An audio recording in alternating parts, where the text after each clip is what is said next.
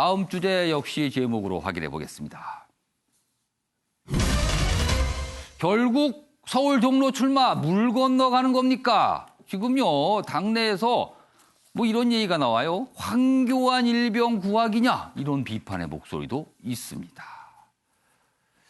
종로 진짜 쥐딱지가 않도록 들었습니다. 종로 보시죠. 매일경제 기사입니다. 이석연 한국당 공천관리위원회 부위원장입니다. 그러니까 상당히 비중이 있는 목소리인 거예요. 그런데 어제 기자들과 이제 전화 인터뷰를 통해서 이렇게 얘기합니다.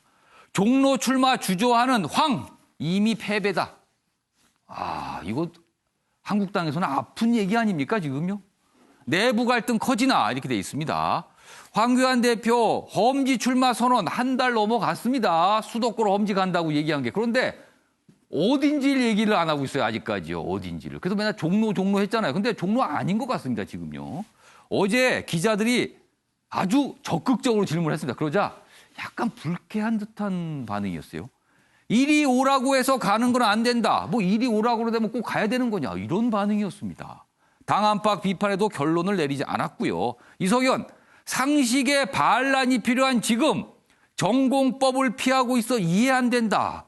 지금 한국당 상황 그렇게 한가한 거 아니다. 지금 뭔가 반란의 모습을 보여줘야 되는데 뭐 하는 거냐. 그리고 전공법으로 가야 되지 자꾸 고민해봐야 소용없다. 이런 취지의 얘기를 합니다.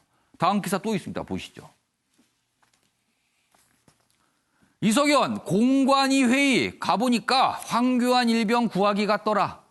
그러니까 종로를 가지 않아야 될 이유에 대해서 자꾸 얘기한다는 거죠. 김용호 등 황 종로 출마 부정 의견 뭐 대타 거론되고 있습니다. 지금 김병준, 전희경, 홍정욱 오랜만에 이름이 나왔습니다. 지금 이런 대타 인물들이 거론이 되고 있는 상황입니다. 자, 이런 상황에서 이렇게 지금 반응이 당내에 있잖아요. 이런 상황에서 어제 황교안 대표가 종로에 관한 질문을 받고 얘기한 게 있고요. 그에 앞서서는요. 수도권 험지 출마 얘기했죠. 같이 묶었습니다. 보시죠. 통합을 위해서 저부터 앞장서겠습니다. 이제 금년 총선에서 수도권의 험지에 출마를 하겠습니다. 수도권의 험지로 나가서 여러분과 함께 싸워 이기겠습니다. 제가 어디에 출마할 것인가 하는 것은 제 개인의 문제로만 볼 문제가 아닙니다. 우리 당 전체의 전략 차원에서 판단할 문제입니다. 그리고 저희 당과 저의 총선 행보는 저의 판단, 저의 스케줄로 해야 합니다. 이리 와라 그러면 이리 가고 인제 발표해라 그러면 이때 발표하고 이렇게 하는 것 합당하지 않습니다. 네, 뭐 한 달 전 얘기 그리고 어제 상황까지 연속해서 들어봤는데요. 이재진 교수님, 이쯤 되면 황교안 대표의 서울 종로 출마는 물 건너간 겁니까? 어떻게 판단하세요? 뭐 완벽하게 물 건너갔다 이렇게 판단하기 또 어려울 것 같고요. 예. 이제 사실은 이제 이 자유한국당에 예. 공관위원이 총 9분이 계세요. 예. 그리고 그 9분의 공관위원들이 공천과 관련돼서 다양한 논의를 할 수 있는 예. 것이고 이번에 이제 이석연 부위원장께서 예. 이제 이런 말씀들을 하셨는데 사실은 그것도 하나의 의견이라고 봅니다.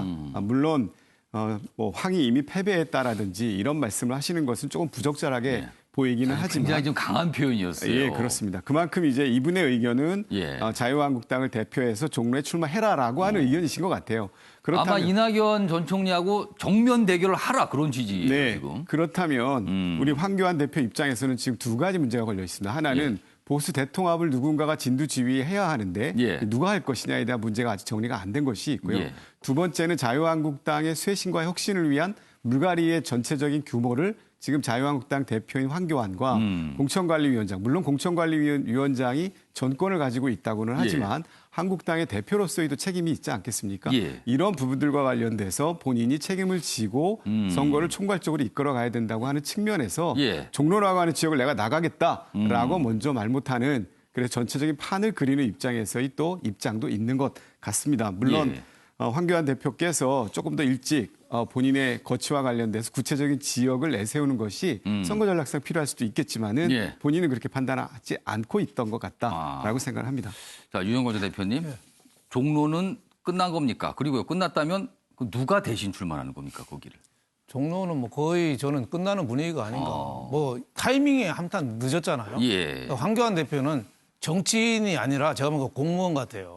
그러니까 옛날에 왜 그 고건 예. 총리, 예. 총리 때 인기 좋았잖아요. 예. 근데 대선 출마는 못했잖아요. 이 공무원의 한계잖아요. 그러니까 황교안 대표도 종로를 나가야 되거든요. 아. 제가 종로 나가야 된 이유를 생각해 보니까 예. 한 30개가 돼요. 30개나 네, 됩니까? 30개가 돼요. 하나만 말씀해 주세요, 그럼. 하나만. 이거는 예. 종로를 피하는 순간 장수의 자격을 잃는 겁니다. 4.15 총선은 예. 야권 심판이냐 여당 심판이냐 기로인데 그 장수가 황교안이에요. 예. 근데 장수가 꼬리를 빼는 꼴이에요. 장수가 비겁한 사람이 되는 거예요. 아니 저 예. 알렉산더가 예. 그 페르시아 다리우스 3세를 이길 때 예. 어떻게 해서 이겼습니까? 마케도니아 작은 데서 예. 군사도 적지만 알렉산더부터 앞장서서 이긴 거잖아요. 다리우스 3세는 도망가기 바빴어요. 예. 이순신 장군이 기원전 얘기까지 그렇죠. 나오는군요, 지금. 이순신 장군이 예. 명량해정 율돌목에서 예. 일본 열세척으로 이길 때 이순신 장군이 뒤에 앉아 있었습니까? 앞장섰잖아요. 먼저 목숨 그렇습니다. 걸고 북을 예. 치면서 예. 예? 그래야지 이길 수 있어요. 그래야지 감동을 주잖아요. 앞장섰으니까 이순신 장군이 앞장서니까 다 따라왔잖아요. 그렇죠. 뒤에. 예. 예. 도망가는 사람 뭐라고 꾸짖고 하면서 예. 목숨 걸어서 했잖아요. 예. 뭐든지 목숨을 걸어야 되는데 예. 황교안 대표는 그 목숨을 안 걸고 있어요. 그래서 지금 예. 무슨 선택을 하든지 지금 비례대표 가면 비겁한 사람 소리 들어요. 또 종로 빼놓고 다른 지역 험지라고 하면은 다 웃을 거예요. 어디 예. 그게 험지냐고. 예. 예? 불출마? 불출마해도 또 비겁하다 소리 들어요. 지금이라도 늦었지만 종로 나가야 되고 예. 저는 종로 아니면 다른 사람들도 김병준 전 비대위원장 대표도 예. 괜찮은 인물이에요. 이정현 대표도 그 배낭 하나 메고 예. 그것도 무기가 있어요. 예. 그런 분들도 나는 자격은 있다고 보는데 예. 그런 분들은 또 한계가 있거든요. 예. 저는 황교안 대표가 가능성은 멀어졌지만 예. 지금이라도 저는 종로 가서 깃대를 올려야 된다고 봅니다. 알겠습니다. 자, 이 상황에 대해서요. 민주당은 좀 어떻게 보고 있을까요? 민주당 속마음을 분석한 기사. 속마음이니까 뭐 100%라고는 하기 어렵지만 분석을 했습니다. 보시죠. 황교안 종로 불출마 가닥. 분위기 좀 이렇습니다. 그러자 속으로 웃고 있는 민주당. 민주당은 왜 웃을까요? 남의 당 일인데요. 보겠습니다. 뭐 한국당 공관이 물 건너간 것 같다. 이런 발언도 소개돼 있고요. 민주, 이낙연 표심 훑기 집중할 수 있다. 이런 기대가 있다는 겁니다. 좀 더 설명돼 있어요. 민주당이 여기 보면 민주당은 애써 미소를 감추고 있는 모양새다. 기자들이 보기에 그렇다는 겁니다. 지금. 한국당의 고민이 길어진 만큼 이낙연 전 총리의 몸값이 높아졌을 뿐만 아니라 보수 후보가 여러 출마해 교수 포심도 나뉠 가능성이 커졌기 때문에 어떻게든 좋다. 이런 뜻이네요. 그리고요. 종로 선거가 유리해질수록 이낙연 전 총리는 공동선거대책위원장으로서 전국 표심을 다지는데 더 집중할 수 있다. 이런 얘기가 됩니다. 두대진 변호사, 이 분석 맞습니까? 기자들이 쓴 거죠. 기자들이 예. 쓴 거고 뭐 기자들이 뭐 예. 상상력에 의해서 그리고 뭐 본인이 예. 취재했다고 하더라도 국민의 마음과 그 정당의 속을 다 들어갈 수가 없기 때문에 어쨌든 추론이라고 저는 생각을 합니다. 예, 이 추론이 얼토당토합니까? 아니면 좀 접근을 합니까? 모르겠습니다. 예. 제 자체가 예. 민주당 전체가 아니기 때문에 예. 뭐 기분 좋은지 안 좋은지는 뭐 당 지도부가 알 것 같긴 한데 저는 그렇게 생각을 합니다. 선거에 하는 데 있어서 어느 정도 조금 유리한 그 기반은 마련해졌다고 보지만 뭐 미소를 지을 정도로 안심하고 있다 이렇게 보도되는 거는 옳지 않다고 보여지고요.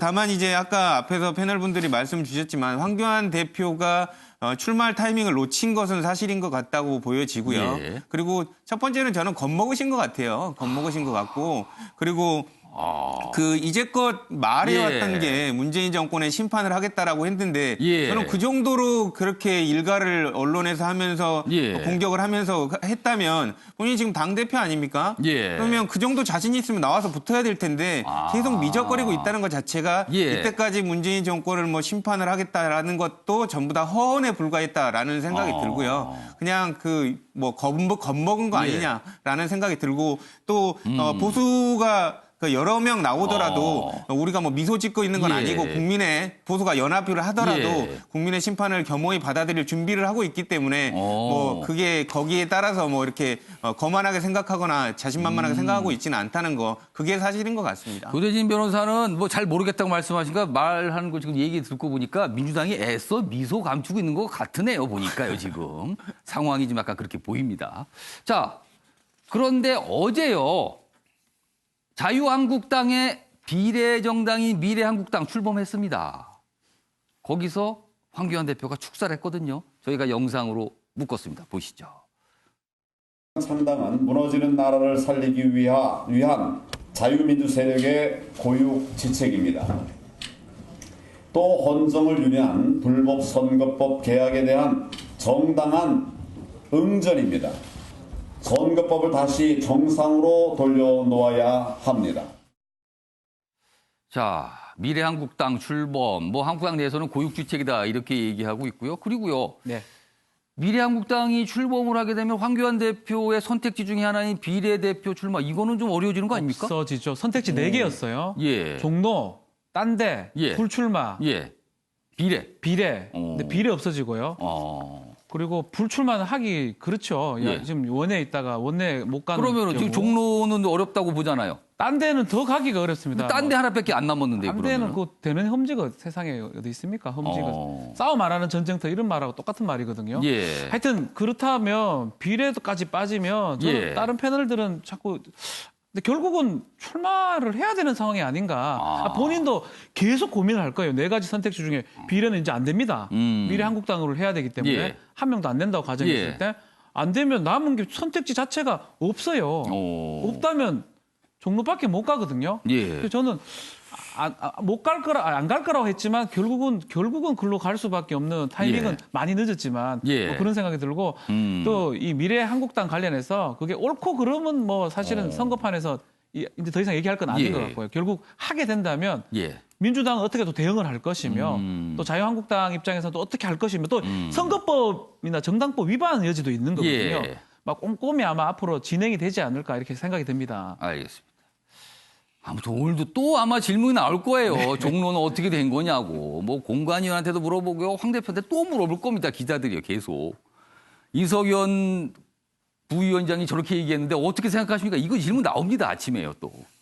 알겠습니다.